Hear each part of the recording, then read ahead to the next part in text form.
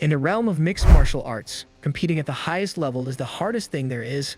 However, don't let anyone mislead you into believing that the UFC rosters the greatest fighters on the planet. In this video, we will examine 10 fighters that experienced a harsh awakening upon departing the UFC as they became acutely aware of the disparities that exist in the global scene. Without further ado, in no particular order, here are 10 fighters who were eliminated from the UFC right away. Number 10. Sage Northcutt. The management of Sage Northcutt's time in the UFC was truly a shame. Signed well before he was actually ready for the step up in competition, this athletic specimen should have been given more time to develop before being thrust into the spotlight. Sure, he was a promoter's dream in some ways, but Sage Northcutt just wasn't cut out for the UFC when he landed. But to be clear, he was getting there, and when he did leave the UFC, he did so on a 3-fight win streak.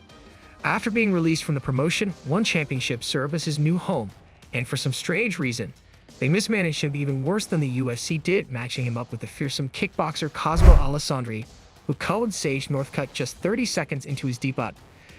A nasty turn of events, and the last time we've seen Super Sage in action in nearly 4 years. That said, he is looking to make his return this year. And believe it or not, he's still only 26 years old. Number 9. Eddie Alvarez. It's pretty fair to say that Eddie Alvarez outperformed all expectations when he made his long-awaited UFC debut. After a rough start in there with Donald Cerrone, Eddie Alvarez regrouped and eventually finished Rafael dos Santos to win the UFC lightweight title. But after losing his belt to Conor McGregor and dropping a major loss to Dustin Poirier, Alvarez was shipped out to one championship as well. And though it came as a major shock at the time, a TKO loss to Timothy served as a conclusive proof that his best days were behind him. Since then, his form has been on a steady decline, with just one win to speak of since his 2019 signing. The Underground King was a man who won titles in nearly every promotion he ever fought in, but his late career run in one championship seems to showcase an athlete who is nearing the end of the road. Number 8. James Vick. James Vick gets quite a lot of hate, and to be fair, some of it is undeserved. Sure, he never did break into the top 5, but he was a solid fighter on his best night. But if there's one major weakness that always let him down, it was his chin. 4 knockout losses in his UFC career, with 3 coming within a 2-year span, were enough to see him get cut from the promotion in 2019. After taking some time off, Vick returned to the cage under the ex-MMA banner. But instead of mounting a comeback, he was TKO'd by Ender Fiallo in the second round of the showdown. A rough end to a promising career in the lightweight division. Number 7. Josh Koscheck. Josh Koscheck was a fighter who most fans loved to hate. But despite being an elite welterweight for a large portion of his career, when he finally did leave the UFC, 4 straight losses, all by way of finish, made it clear that his best days were behind him. Still, Josh Koscheck persevered, signing with Bellator in 2015. And while it would take 2 years for his debut to finally come around, when it did, a first-round TKO loss to Mauricio Alonso sent this former UFC title challenger packing for retirement. Sure, he had a great career overall, but this was truly a rough ending. Number 6. Yushin Okami. Former middleweight title challenger Yushin Okami actually managed to recapture a spot on the UFC roster after his initial exit from the top flight in 2013. But after going 1-2 the promotion following his return in 2017, the axe finally came down on the Japanese trailblazer. Then in 2019, he ran into a tough night at the office under the One Championship banner, losing by way of TKO in his promotional debut to Cameron Abasov. Unfortunately, from there, Okami was never able to recapture the form that made him an elite fighter at the pound division, boasting a promotional record of 1-3 in his new home. Number 5. Ben Askren. Ben Askren's UFC run was a very interesting one, to say the least. After ending his retirement 2 years in, Askren made his long-awaited UFC debut and went 1-2 before hanging up his gloves once again. However, a huge payday and a fight with YouTube boxing sensation Jake Paul was enough for him to make one more appearance. This time, Askren's wrestling was of no use to him, and given that his boxing has always been heavily criticized, Jake Paul managed to make extremely quick work of it. A huge overhand right put Askren down in the first round, ending his career in combat sports for good. No one can take away from the great work Ben did in his prime, but it's pretty fair to say that his legacy was somewhat damaged during his last few years. Sure, the money was good, but getting finished like that must have stunned him. Number 4. Frank Mir. Frank Mir had a hell of a career by any metric.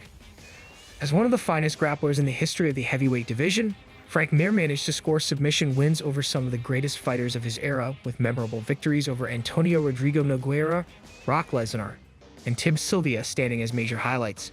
But when age finally did set in, it was clear that Frank Mir wasn't the fighter he once was. And after suffering a highlight reel knockout loss to Mark Hunt, it signaled the end of his time in the UFC. While a move to Bellator looked like the perfect opportunity for Mir to move into a new chapter, a rapid knockout loss to Fedor Emelianenko killed all of his momentum there and then. Number 3. Jon Fitch. Jon Fitch is a classic example of a guy who had all the talent in the world, but used a fighting style that made him a real enemy to the promoters. And sure enough, despite going 14-3-1 in the UFC, 2 losses and 3 fights were enough to see Dana White give this elite welterweight the boot. Fitch wasn't exactly known for his finishing prowess, and it did look like the UFC got rid of him as soon as they could justify it. Unfortunately, despite Fitch turning in a pretty impressive post-UFC run, his first fight against Josh Berkman in World Series of Fighting saw him submitted in less than a minute. It was definitely a major shock given how good he was. Jon Fitch was far from finished as a fighter, however. And after that early setback, he only lost twice in his next 10 fights, retiring after a heel hook defeat to Neiman Gracie in Bellator. Number 2. Jason Mayhem Miller. Many know Jason Mayhem Miller for his role as the host of MTV's Bully Beatdown, but he was also a pretty damn good fighter as well. However, his reputation as something of a loose cannon sadly produced many issues in his personal life, and after losing a decision to C.P. Dalloway in May of 2012, Dana White released him from the promotion following an incident which occurred backstage. After this, his MMA career was pretty much over. He did make a single return for Venator FC 4 years after his initial retirement, facing off against Mattia Chiavelin in what should have been a middleweight fight. However, Miller missed weight by a whopping 24 pounds, making it a light heavyweight appearance instead. The first round went pretty well for him, but unsurprisingly, he gassed out hard in the second and was submitted shortly after. Number 1. Chael Sonnen. If you're going to lose in your first fight outside of the UFC, you best not lose like Chael Sonnen did. After a respectable UFC run that saw him come just about as close as a fighter can to winning promotional gold, Chael left the UFC and the sport behind him for over 3 years thanks to a USADA suspension. When he did finally return, he faced off against his old rival Tito Ortiz. The stage was set for a major grudge match between these two outspoken legends, but on fight night, whether it was ring rust or something less obvious, Tito made quick work of Chael Sonnen, scoring a rear naked choke just 2 minutes in.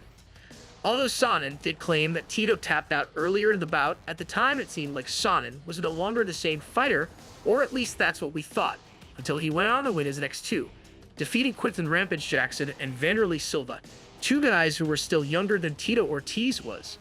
As always, if you guys enjoyed the video, please be sure to let me know by leaving a like and subscribing to our channel. Apart from that, thanks so much for watching, and we'll see you on the next one.